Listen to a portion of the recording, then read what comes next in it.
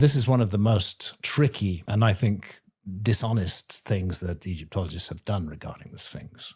They base their notion that Khafre built the Sphinx on a stela that stands between the paws of the Sphinx. Still stands there to this day. You can go see it. And that stela was not put up in 2500 BC when Egyptologists think Khafre built the Sphinx. That stela was put up at around 1,200 years later, about 1250 BC, by the Pharaoh Thutmose III, Thutmose IV.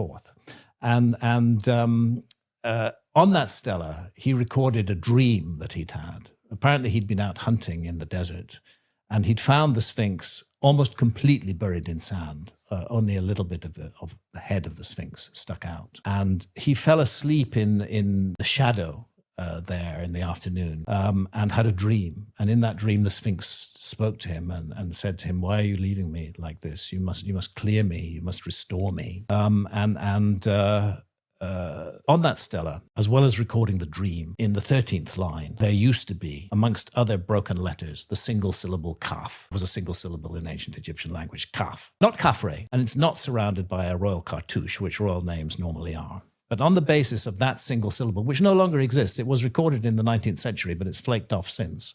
On the basis of that single syllable kaf, on a stela put up 1250 years after the date that Egyptologists say the Sphinx was supposedly created, that single syllable that no longer exists is the primary evidence connecting the Sphinx to Khafre. And to my mind, that's no evidence at all.